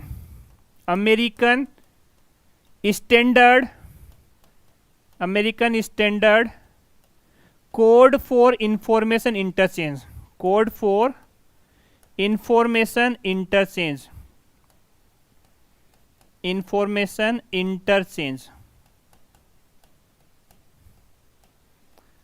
और इसमें इंटीजर के साथ में करेक्टर्स एसोसिएटेड होते हैं। जैसे मैं लिख देता हूं यहां पर, इस चीज को आप रिमेंबर कर लेना, कैपिटल ए से लेके जेड तक की जो आस्काई रेंज है वो 65 से लेके 90 तक होती है। स्मॉल ए से लेके स्मॉल जेड तक की जो रेंज होती है दोस्तों होती है 97 से लेके 122 तक। एंड 48 से लेके 57 तक आप लिखते हैं 0 to 9। तो 0 to 9 को इधर रख लो और 48 से लेके 57 उधर रख दीजिए। तो ये मेरी कुछ रेंजेज है जिसको आपको ध्यान में रखना होगा। अब क्वेश्चन में क्या दे रखा है, ए की वैल्यू दे रखी है 90। तो दोस्तों 65 को अपन क्या लिखते हैं, कैपिटल ए लिखते हैं। 66 को कैपिटल बी लिखा जाएगा। 67 सी, 68 डी, इस तरह से आप लिख के, और देन 90 को आप लिख सकते हैं कैपिटल जेड। लेकिन यहां पर आपको 90 की वैल्यू पूछा है, 65 to 90। तो 90 की वैल्यू क्या है, 90 की वैल्यू क्या है दोस्तों, यहां पर आप देख सकते हैं 90 की वैल्यू z है। तो यहां पर आंसर क्या आ गया दोस्तों, कैपिटल Z प्रिंट होगा, क्योंकि अपन ने आस्काई रेंजेस लिखी है 65 से लेके और देन 90 तक। तो 65 अगर आपको यहां पर दे रखा है, उसका आस्काई करेक्टर पूछता है तो कैपिटल ए होगा, 66 का कैपिटल बी होगा। इस तरह से आप वैल्यू को फाइंड आउट करके और देन इसको सोल्व कर सकते हैं। थैंक यू आशीष।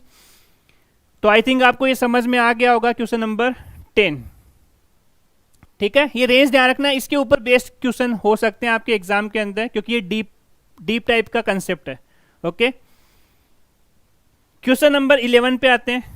अब ये सिंपल हिस्ट्री के बेस्ड क्वेश्चन है, इजी क्वेश्चन है। क्वेश्चन नंबर 11 क्या पूछ रहा है आपको, C language has been developed by, C को किसके द्वारा डेवलप किया गया था। तो दोस्तों सी को डेवलप करने वाला जो प्राणी था वो बेसिकली डेनिस रीची था। ठीक है, तो डेनिस रीची ने सी का आविष्कार किया। ऑप्शन नंबर बी इसका करेक्ट आंसर है। कब किया, डेनिस रीची ने इसका आविष्कार 1972 के अंदर किया। तो आपको सन भी पूछ सकते हैं क्वेश्चन के अंदर। कहाँ किया, A T and T Bell Labs के अंदर किया। A T and T Bell Labs in USA. Okay, Ken Thompson जो है वो डेवलप किसको किया, बी लैंग्वेज को डेवलप किया। 1970 के अंदर इसको डेवलप किया गया था, बी लैंग्वेज को। ओके, केन थॉमसन ने किसको डेवलप किया था, बी लैंग्वेज को। कब किया था, 1970 के अंदर किया था। कहाँ किया था, A T and T Bell Labs के अंदर किया था, इन यूएसए। और जो मार्टिन रिचर्ड्स है उसने डेवलप किया था बीसीपीएल लैंग्वेज को, बीसीपीएल। 1967 के अंदर कैम्ब्रिज यूनिवर्सिटी, ओके। तो मार्टिन रीचर्स ने बीसीपीएल को डेवलप किया था। बीसीपीएल का मतलब होता है basic combined programming language, basic combined programming language.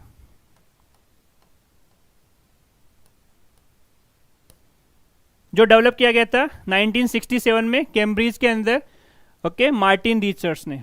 और एक पर्सन है पीटर नॉर्टन जिसने एंटीवायरस का आविष्कार किया था, ओके। तो ये आप ध्यान रख सकते हैं। एक लैंग्वेज और है जिसे अपन कहते हैं एल्गोल। एल्गोल 1960 के अंदर इसका आविष्कार हुआ था, 1960 के अंदर कर दिया, ओके।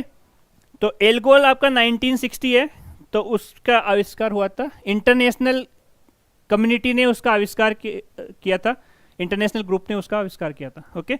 तो एल्गोल एल्गोरिथमिक लैंग्वेज, ओके। तो क्वेश्चन नंबर 11 को अगर वो पूछता है तो आप डायरेक्टली यहाँ पर आंसर लगा सकते हैं, दैट इज डेनिस रिची।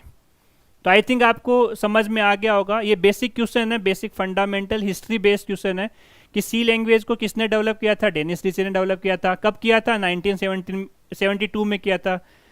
कहाँ पर किया था? AT&T बेल लेबोरेटरीज के अंदर, यूएसए के अंदर किया था। इसी टाइप से केन थॉमसन है, उसने बी लैंग्वेज का आविष्कार किया था 1970 के अंदर, AT&T Bell Labs USA. Martin Richards ने BCPL basic combined programming language का 1967 के अंदर और कैम्ब्रिज के अंदर, ओके। और पीटर नॉर्टन है वो बेसिकली एंटीवायरस का जिसने आविष्कार किया था। फाइन। नाउ नेक्स्ट क्वेश्चन पे आते हैं, question number 12। C can be used on, C को आप कहां कहां पर रन कर सकते हैं, कौन से ऑपरेटिंग सिस्टम पे आप रन कर सकते हैं, तो वो पूछ रहे हैं।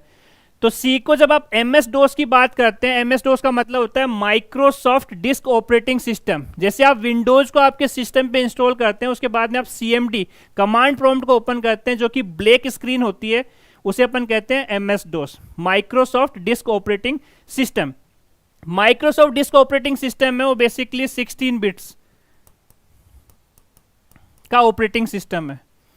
लिनक्स ऑपरेटिंग सिस्टम में वो आपके पास में 32 बिट्स का ऑपरेटिंग सिस्टम और देन 64 बिट अलग अलग आपके पास में आते हैं, 32 bit 64 bit. Windows operating system again 32 bits and then 64 bits. तो दोस्तों सी को आप MS DOS पे भी रन कर सकते हैं। तो सी को आप MS DOS पे रन करते हैं तो उसके लिए आप टर्बो सी का यूज करते हैं। टर्बो सी सॉफ्टवेयर आता है, उससे आप प्रोग्राम लिखेंगे और उसको ऐड कर देंगे। लिनक्स के लिए आप यूज करते हैं GCC, जिसे अपन कहते हैं GNU-C कंपाइलर, इसका यूज करते हैं। और विंडोज ऑपरेटिंग सिस्टम के लिए आप क्या कर सकते हैं, डेव C++ का भी यूज कर सकते हैं, Dev CPP, visual studio code को आप यूज कर सकते हैं। नोटपैड प्लस प्लस के अंदर आप प्रोग्राम लिख सकते हैं, नोटपैड प्लस प्लस के अंदर आप सबलाइम टेक्स्ट के अंदर प्रोग्राम लिख सकते हैं। तो डिफरेंट एडिटर्स होते हैं जिसके अंदर आप सी के प्रोग्राम को राइट कर सकते हैं। तो दोस्तों सी को अपन MS DOS पे भी रन कर सकते हैं। लिनक्स ऑपरेटिंग सिस्टम के भी अलग अलग फ्लेवर्स आते हैं, जैसे सेंटोस हो गया, भारत ऑपरेटिंग सिस्टम सॉल्यूशंस हो गया, आपके पास में रेड हैट हो गया, ठीक है, अलग अलग आपके पास में वर्जन्स आते हैं। तो इसका करेक्ट आंसर क्या है? Option number D. तो सभी पे आप इसको रन कर सकते हैं, चाहे वो MS DOS हो, चाहे आपके पास में लिनक्स ऑपरेटिंग सिस्टम हो, चाहे विंडोज ऑपरेटिंग सिस्टम हो। तो क्वेश्चन नंबर 12 सभी को क्लियर है, ठीक है। क्वेश्चन नंबर 13 पे आते हैं अपन। क्वेश्चन नंबर 13 आपको पूछ रहा है कि सी के प्रोग्राम को अगर मुझे कन्वर्ट करना है मशीन लैंग्वेज के अंदर तो क्या यूज करेंगे? तो पहला ऑप्शन है एडिटर होता है, नहीं एडिटर नहीं होता है, क्योंकि एडिटर के अंदर आप प्रोग्राम को राइट करते हैं। अब उस प्रोग्राम को मुझे कंपाइल करना है, क्योंकि जो एडिटर में आप प्रोग्राम राइट करते हैं वो इंग्लिश लाइक लैंग्वेज के अंदर आप राइट करते हैं। उस लैंग्वेज को मुझे मशीन जो समझ सकती है बाइनरी कोड उसके अंदर मुझे कन्वर्ट करना है। तो कंपाइलर का काम क्या होता है, कंपाइलर आपके सोर्स कोड को, जो सी का सोर्स कोड है, कंपाइलर काम क्या है, सी का जो सोर्स कोड है, सी सोर्स कोड, उसको कन्वर्ट करेगा। यहां पर मैंने कंपाइलर लिखा, कंपाइलर, तो वो किस में कन्वर्ट करेगा दोस्तों, मशीन कोड के अंदर कन्वर्ट करेगा, मशीन कोड।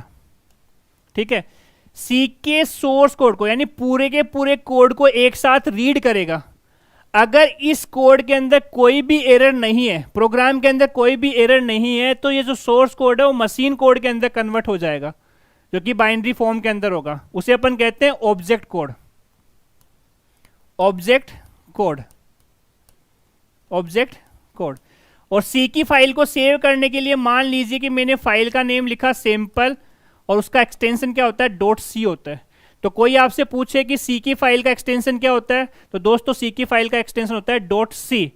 जब वो कंपाइलर के थ्रू पास होता है तो वो एक अलग अलग फाइल बनाता है। एक फाइल बनाई उसने सैंपल डॉट BAK के नाम से, जो कि बैकअप फाइल होती है। एक फाइल बनाएगा वो सैंपल डॉट OBJ के नाम से, जिसे अपन ऑब्जेक्ट फाइल कहते हैं, जो मशीन कोड फाइल होती है। एक आपके पास में फाइल बनेगी सैंपल डॉट EXE फाइल, जो एग्जीक्यूटेबल फाइल होती है। इसी तरह से अपन इंटरमीडिएट फाइल भी जनरेट कर सकते हैं। उस इंटरमीडिएट फाइल का नाम होता है सैंपल डॉट आई। तो जब भी आप कंपाइलर के through sample dot C program को कंपाइल करते हैं, अगर प्रोग्राम मेरा सक्सेसफुली एग्जीक्यूट होता है तो ही वो मशीन कोड के अंदर इसको कन्वर्ट करता है। मशीन कोड को यहां पर अपन ऑब्जेक्ट कोड भी कह सकते हैं। तो यहां पर जब आप कंपाइलर के थ्रू सी के प्रोग्राम को पास करते हैं तो नंबर ऑफ फाइल्स जनरेट होती है। डॉट BAK एक्सटेंशन किसका होता है, बैकअप के लिए। बैकअप में क्या होता है, जो सी का सोर्स कोड आपने लिखा है वो एज इट इज इस बैकअप फाइल के अंदर रहेगा। Object code that is machine code आप कह दीजिए। एग्जीक्यूटेबल फाइल हो गई है, this is the intermediate file.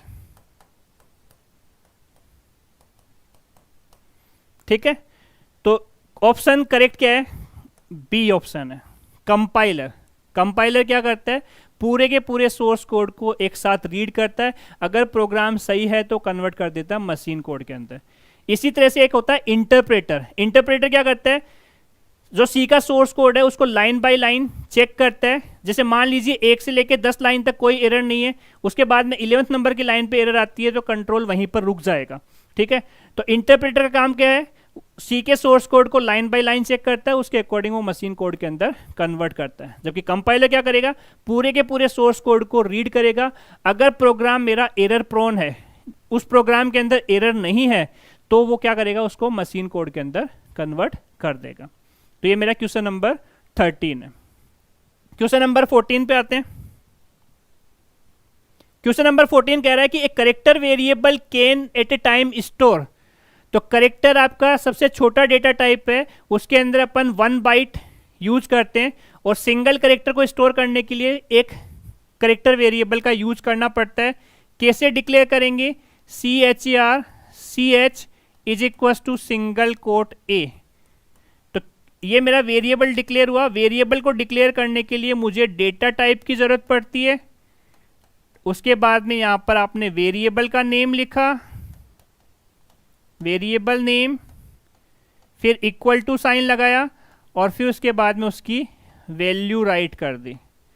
तो छोटा सा क्वेश्चन है, करेक्टर वेरिएबल एट ए टाइम पे कितने करेक्टर स्टोर करता है दोस्तों, एक करेक्टर एट ए टाइम पे स्टोर करता है। तो इसका करेक्ट आंसर क्या हो गया, ए हो गया। कैसे डिक्लेयर करते हैं वेरिएबल को, तो CHER लिखेंगे, CH मेरा एक वेरिएबल हो गया, उसमें सिंगल कोट लिखेंगे और देन A लिख देंगे। तो ये मेरा करेक्टर वेरिएबल हो गया। तो करेक्टर वेरिएबल एट ए टाइम पे एक करेक्टर स्टोर करता है। Now question number 15।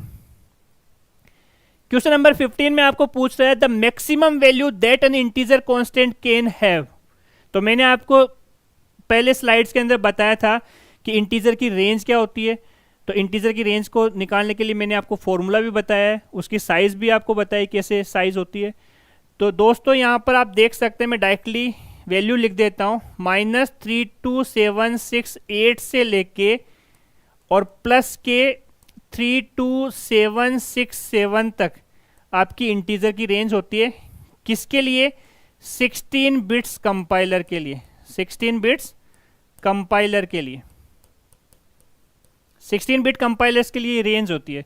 तो अगर मुझे यहाँ पर मिनिमम वैल्यू पूछता तो मैं MIN मिनिमम वैल्यू कितनी होती? -32768। और मैक्सिमम वैल्यू क्या है मेरी? ये मेरी मैक्सिमम वैल्यू है। तो क्वेश्चन में आपको क्या पूछा है? क्वेश्चन में आपको पूछा है मैक्सिमम वैल्यू क्या होगी। तो दोस्तों यहाँ पर मैक्सिमम वैल्यू कितनी है? 32767 इसकी मैक्सिमम वैल्यू है। इस फॉर्मूले से आप देख सकते हो, फॉर्मूला मैंने बता दिया था बट यहाँ पर मैंने डायरेक्टली इसकी रेंज लिखी है। 16 बिट कंपाइलर के लिए इंटीजर की रेंज होती है -32768 से लेके +32767 तक। अगर मुझे मिनिमम वैल्यू का क्वेश्चन पूछता तो मैं -32768 लिखता, लेकिन क्वेश्चन में मुझे क्या पूछा है? Maximum value. तो उस केस में वैल्यू क्या आ गई? +32767। तो ये मेरा क्वेश्चन नंबर 15 का आंसर हो गया, +32767। आशीष, समझ में आया आपको? नेक्स्ट क्वेश्चन पे आते हैं अपन। नेक्स्ट क्वेश्चन में क्या दे रहा है कि अगर आपके पास में एक ए वेरिएबल है जो किस टाइप का है? इंटीजर टाइप का है, और ए वेरिएबल में वैल्यू क्या लिखी है? 7/2 लिखी है। ओके, तो मुझे ए वेरिएबल की वैल्यू फाइंड आउट करनी है। तो दोस्तों यहां पर डिवाइड ऑपरेशन परफॉर्म करने से पहले मैं आपको एक रूल बता देता हूं सी के लिए, कि अगर मेरा नंबर इंटीजर के अंदर है और मैं इंटीजर का डिवाइड करता हूं तो मेरा रिजल्ट किस में आएगा? इंटीजर के अंदर आएगा। इंटीजर नंबर के अंदर अगर मैं फ्लोट नंबर का डिवीजन करता हूं तो मेरा रिजल्ट किस में आएगा? फ्लोट के अंदर आएगा।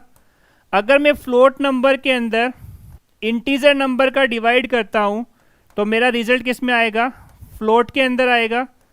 और अगर मैं फ्लोट नंबर के अंदर फ्लोट नंबर का डिवाइड करूंगा तो मेरा रिजल्ट किस में आएगा?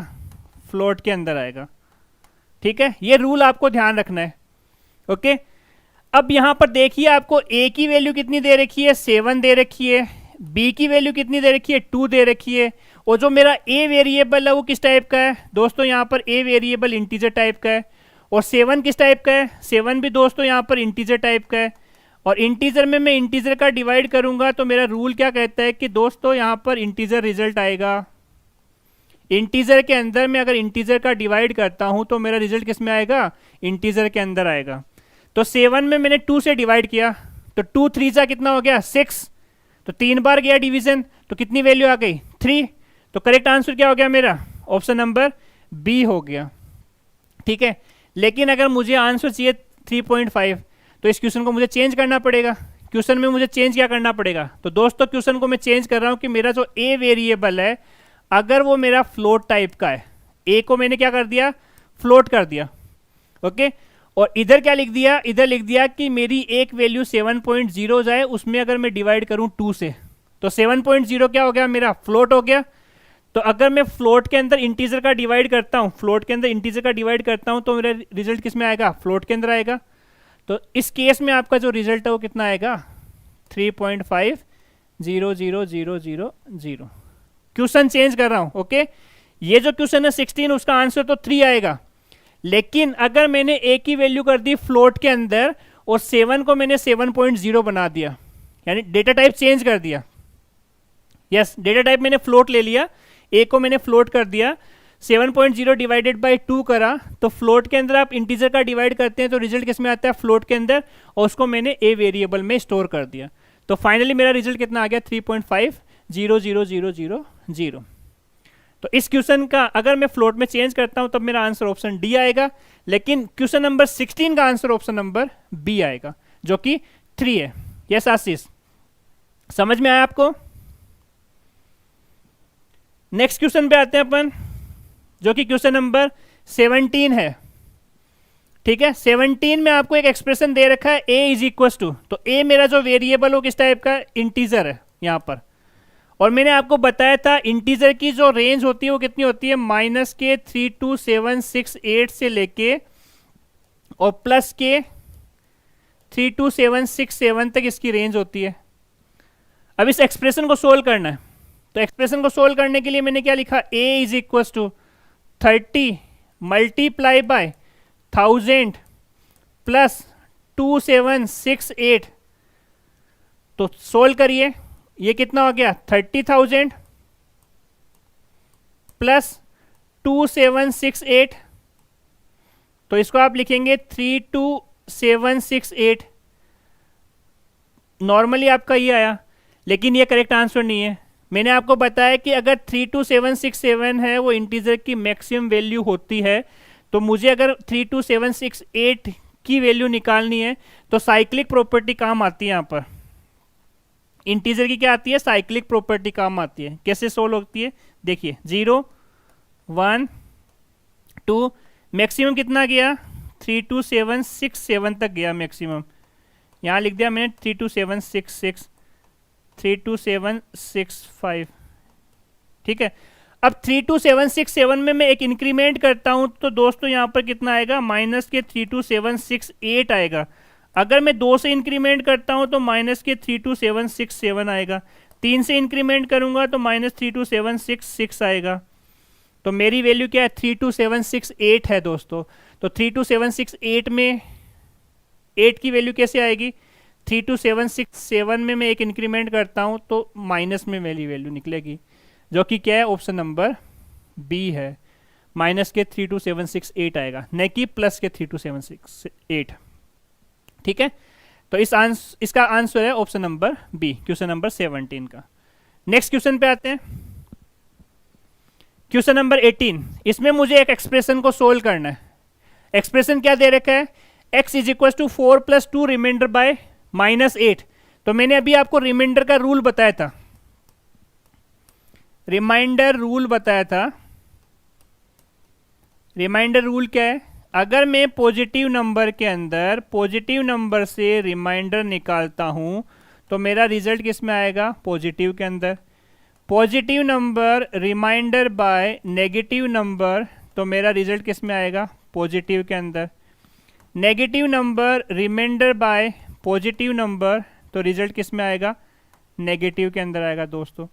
और negative number remainder by negative number करता हूं तो रिजल्ट मेरा नेगेटिव के अंदर आएगा।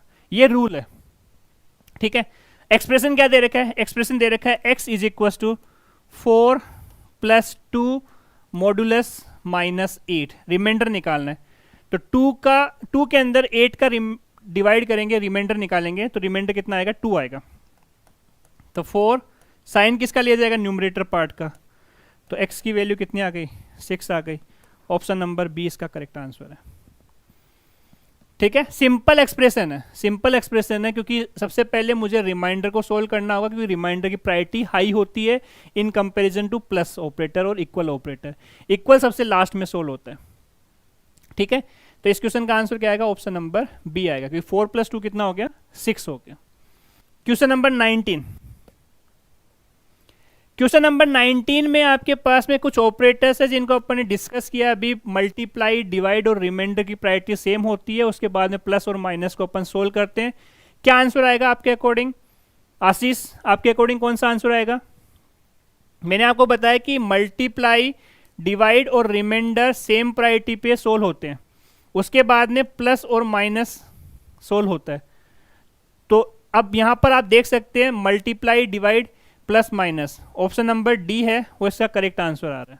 ऑप्शन नंबर डी है वो इसका क्या है, करेक्ट आंसर है, ठीक है, क्योंकि हिरार्की आपको फॉलो करना पड़ेगा, ठीक है।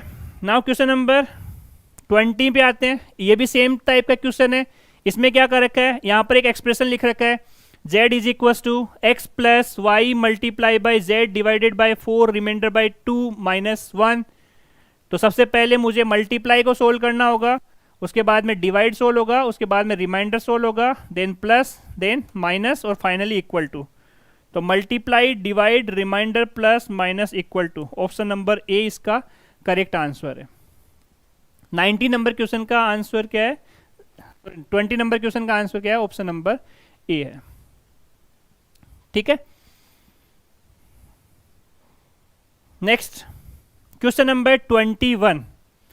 तो यहाँ पर जो क्वेश्चन नंबर 21 है वो बेसिकली रिमाइंडर रूल को फॉलो कर रहा है। तो आप यहाँ पर रखिए 17 रिमाइंडर बाय +5। तो मैंने अभी रिमाइंडर रूल बताया था आपको, 17 के अंदर आप 5 का रिमाइंडर निकालते हैं तो दोस्तों रिमाइंडर कितना बचता है, 2 बचता है। और साइन किसका लिया जाता है, न्यूमरेटर पार्ट का, जो कि क्या है, पॉजिटिव है, तो 2 आ गया। फिर लिखा अपन ने -17 रिमाइंडर बाय -5। तो यहाँ पर रिमाइंडर कितना आ गया, 2, लेकिन साइन किसका लिया जाएगा, न्यूमरेटर पार्ट का, जो कितना हो गया, माइनस। नेक्स्ट के अंदर क्या लिखा, 17 रिमाइंडर बाय -5। तो ये क्या देगा, +2 देगा, क्योंकि साइन किसका लिया जाएगा, न्यूमरेटर पार्ट का। और लास्ट में क्या लिखा, 17 मॉडुलस बाय 5। तो यहाँ पर रिजल्ट देगा -2। तो जो रूल है उस रूल के ऊपर बेस्ड आपका ये क्वेश्चन है, रिमाइंडर रूल। रिमाइंडर रूल क्या कहता है, positive number remainder by positive, result किस में आएगा, पॉजिटिव के अंदर, जो कि 2 दे रहा है। क्योंकि 5 3 जा 15, रिमाइंडर कितना बच गया, 2, तो 2 आ गया। इसमें साइन किसका लिया जाएगा, न्यूमरेटर पार्ट का, तो -2 आ गया। इसमें साइन पॉजिटिव आएगा तो पॉजिटिव आ गया, इसमें साइन नेगेटिव आएगा तो नेगेटिव आ गया। ठीक है, क्वेश्चन नंबर 21 का आंसर ये आएगा, 2 -2 2 -2। आशीष ये पूरा आंसर है, 2 -2 2 एंड देन -2। ठीक है, जो रूल बताया उसी रूल के ऊपर बेस्ड क्वेश्चन है। आशीष जस्ट गिव द कंफर्मेशन, समझ में आ गया आपको। 17 में आप रिमाइंडर करेंगे 5 से तो रिमाइंडर कितना आएगा, 2 आएगा। साइन किसका लिया जाएगा, न्यूमरेटर पार्ट का। -17 को रिमाइंडर निकाला -5 से तो रिमाइंडर तो 2 ही आएगा, साइन किसका लिया जाएगा, इसका ऊपर वाली टर्म का। 17 रिमाइंडर बाय -5 किया तो रिजल्ट कितना आएगा, 2 आएगा, साइन किसका लिया जाएगा, पॉजिटिव, जो 17 का साइन है। और -17 रिमाइंडर बाय 5 किया तो रिजल्ट कितना आ गया, -2 आ गया। तो इसका आंसर का, इस क्वेश्चन का आंसर क्या, 2 -2 +2 एंड देन -2।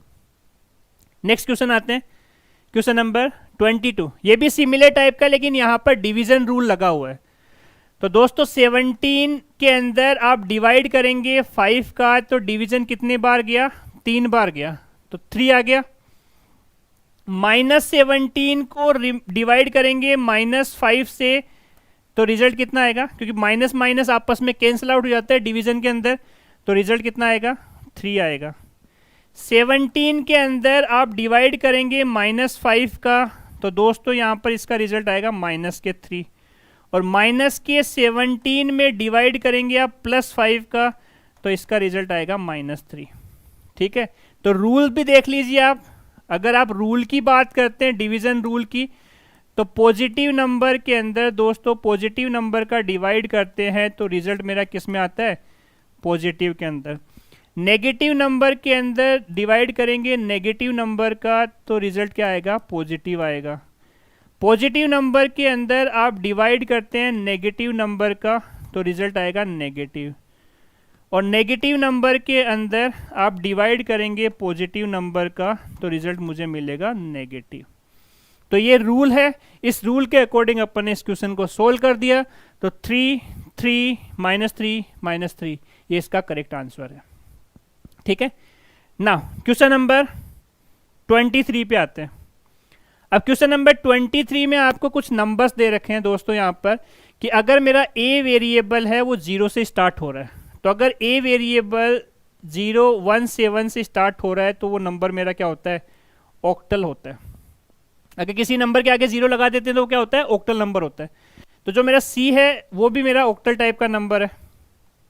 और अगर किसी नंबर के आगे 0x लगा देते हैं तो वो नंबर मेरा क्या होता है, हेक्साडेसिमल होता है, हेक्साडेसिमल।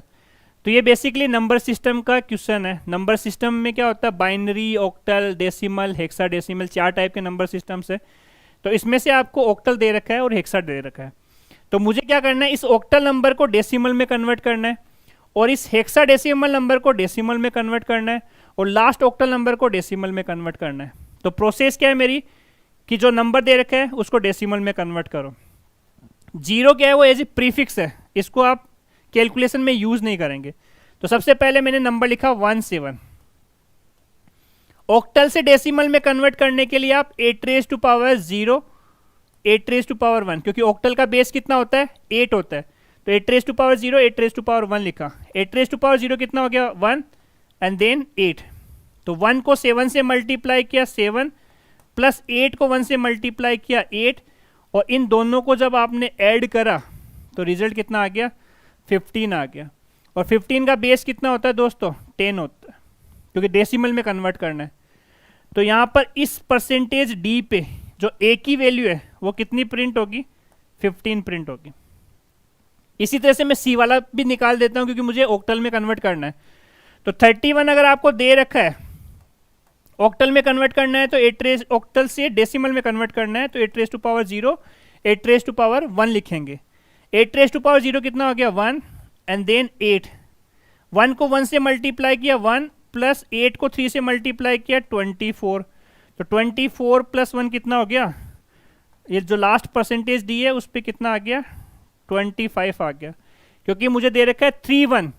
तो 31 मेरा ऑक्टल नंबर है, ऑक्टल को मुझे डेसिमल में कन्वर्ट करना है। तो 8 raise to power 0, 8 raise to power 1 लिखा। 8 रेज टू पावर 0 कितना होता है 1, 8 रेज टू पावर 1 कितना हो गया 8। 1 को 1 से मल्टीप्लाई किया 1, 8 को 3 से मल्टीप्लाई किया 24, 24 प्लस 1 कितना हो गया 25। तो इसकी जगह मुझे क्या मिल गया 25 मिल गया। और जो बीच वाला है उसमें मुझे क्या करना है हेक्साडेसिमल को चेंज करना है। तो नंबर क्या है मेरा 17। हेक्सा का बेस कितना होता है 16। स्टार्ट कहाँ से करेंगे पावर 0 से, then 16 raise to power 1। 16 raise to power 0 कितना होता है 1 एंड देन 16। 1 को 7 से मल्टीप्लाई किया 7 और 16 को 1 से मल्टीप्लाई किया 16, और 16 और 7 को आपने ऐड करा तो रिजल्ट कितना आ गया 23। कितना आ गया 23। तो जो बीच वाला परसेंटेज डी है उस पर रिजल्ट कितना हो गया 23 आ गया। तो इसको मैं कह देता हूं कि ये मेरी ए की वैल्यू है, ये मेरी बी की वैल्यू है, और ये मेरी अगेन सी की वैल्यू है, सी की वैल्यू। ठीक है, तो इस तरह से आप निकाल सकते हैं। ऑक्टल को मुझे डेसिमल में कन्वर्ट करना है तो 8 लेते हैं, 8 raise to power 0, 8 raise to power 1। फिर इसको आप सोल्व करेंगे, एडिशन परफॉर्म करेंगे, फाइनल रिजल्ट आएगा। इसी टाइप से हेक्साडेसिमल में बेस लेते हैं अपन 16 का। तो 16 raise to power 0, 16 raise to power 1। हमेशा किसी भी नंबर की पावर 0 कितना होता है 1 होता है। जैसे 16 रेज टू पावर 0 किया तो 1 हो गया, 16 रेज टू पावर 1 करेंगे तो 16 हो गया। इधर आप देखते हैं 8 रेज टू पावर 0 कितना होता है 1, 8 रेज टू पावर 1 कितना हो गया 8। तो सिंपल कैलकुलेशन करना है और इस क्वेश्चन को सोल्व करना है। तो ये क्वेश्चन क्या है कि मुझे ऑक्टल नंबर दे रखा है तो उसको डेसिमल में कन्वर्ट करो, हेक्साडेसिमल दे रखा है तो उसको डेसिमल में कन्वर्ट करो, फिर से ऑक्टल दे रखा है तो उसको डेसिमल में कन्वर्ट करो। तो आई थिंक ये क्वेश्चन समझ में आ गया होगा सभी को। क्वेश्चन नंबर 24 है वो रिवर्स प्रोसेस है। क्वेश्चन नंबर जो 24 है वो रिवर्स प्रोसेस है। मुझे क्या दे रखा है 21 और देन 36 दे रखा है।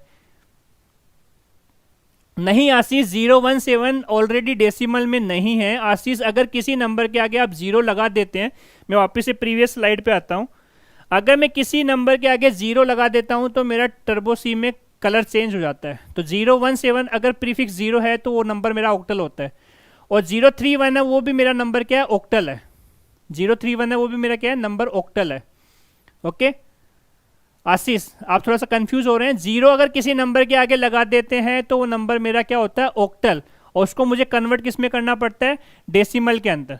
ठीक है, तो आप यहाँ पर देख सकते हैं 017 अगर मैंने लिखा है तो वो ऑक्टल है, 0x17 लिखा है तो मेरा हेक्साडेसिमल है, और 031 लिखा है तो वो मेरा ऑक्टल है। तो उसको कन्वर्ट करना है मुझे डेसिमल के अंदर, तो ये रूल अप्लाई करना पड़ेगा। आशीष ध्यान से देखिए, अगर 0 लगा है तो वो मेरा डेसिमल नंबर नहीं है। वैल्यू आपके डेसिमल में 0 से लेकर 9 तक होती है, लेकिन अगर आपके पास में प्रीफिक्स में 0 लगता है तो वो नंबर ऑक्टल होता है। अब उस ऑक्टल को मुझे डेसिमल में कन्वर्ट करना है तो ये प्रोसेस अप्लाई करनी पड़ेगी। आशीष समझ में आया आपको? और हेक्सा को डेसिमल में कन्वर्ट करना है तो आप इस तरह से कर सकते हैं। ओके, ध्यान रखना है अगर 0 लिखा हुआ है तो वो ऑक्टल है, 0x लिखा हुआ है तो वो हेक्साडेसिमल है। अब जैसे क्वेश्चन नंबर 24 में अगर मैं आता हूं ना, तो यहां पर मैंने वैल्यू डायरेक्टली लिखी है। अगर मैंने वैल्यू डायरेक्टली लिखी है तो वो नंबर मेरा डेसिमल के अंदर होता है, कि जैसे a = 21 लिखा और b = 36 लिखा तो ये वैल्यू मेरी डेसिमल के अंदर है। अब इस 21 को मुझे परसेंटेज ओ में चेंज करना है। परसेंटेज ओ का मतलब ऑक्टल। तो दोस्तों डेसिमल से ऑक्टल में लाने के लिए डेसिमल नंबर मेरा क्या है 21 है, ऑक्टल में लाना है तो 8 का डिवाइड करते हैं, 8 2 जा 16, रिमाइंडर कितना बचा 5 बचा। ओके, देन यहां से आप बॉटम एंड से टॉप एंड पे इसको राइट करेंगे। तो 21 का अगर डेसिमल दे रखा है उसको ऑक्टल में चेंज करना है तो 8 का डिवाइड करते हैं, तो 8 2 जा 16, रिमाइंडर कितना बच गया 5, तो 5 यहां पर लिख दिया और बॉटम एंड से टॉप एंड पे लिखेंगे। तो मुझे क्या दे रखा है 21 है, वो किस में दे रखा है डेसिमल में दे रखा है, उसका ऑक्टल प्रिंट करना है तो 25 ऑक्टल हो गया। इस तरह से आप निकाल सकते हैं। हेक्साडेसिमल निकालना है तो उसमें क्या करते हैं, जो 36 दे रखा है ना आपको, उस 36 में 16 का डिवाइड करेंगे, कितनी बार जाएगा 16 2 जा 32, रिमाइंडर कितना बचा 4 बचा।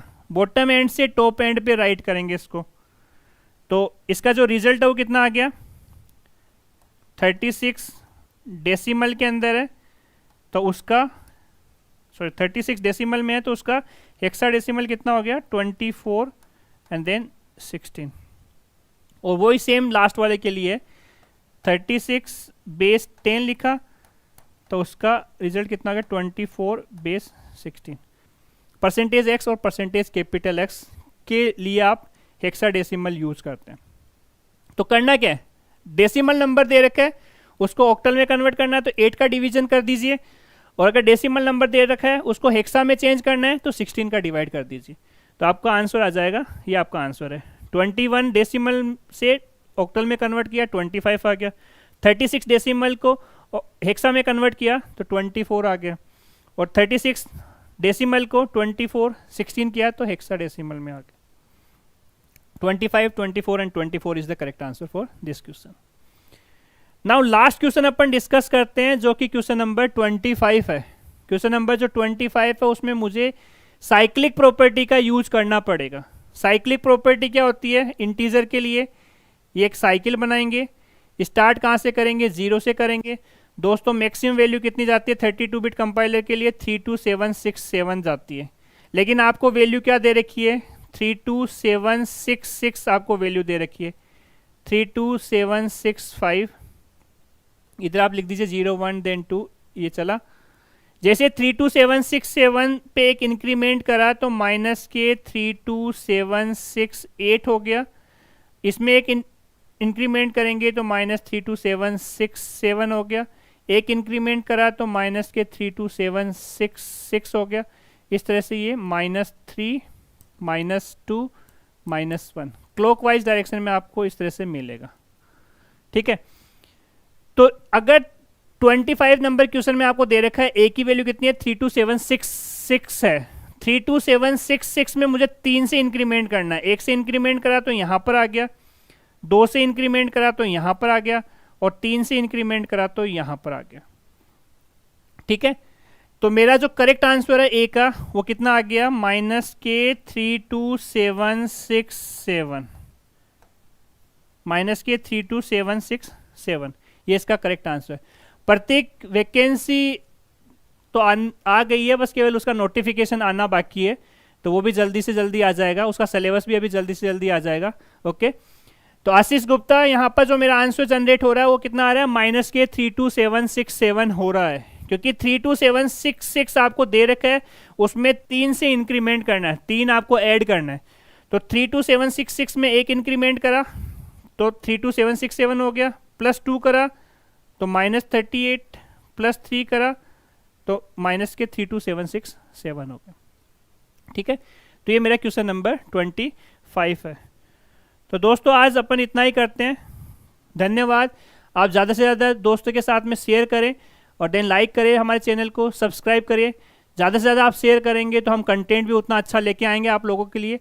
और आप हमारी ऑनलाइन पढ़ाई ऐप को भी डाउनलोड करिए, टेलीग्राम चैनल को भी लाइक करिए, ओके, और देन उससे जुड़ जाइए। इंस्टाग्राम पे भी लाइक करिए, फेसबुक पे भी लाइक करिए, लिंक्डइन पे भी आप आ जाइए। तो सभी जो सोशल मीडिया नेटवर्क है उन पे आप हमें लाइक, शेयर और देन कमेंट देते रहिए और देन स्टडी का आनंद लेते रहिए। जय हिंद।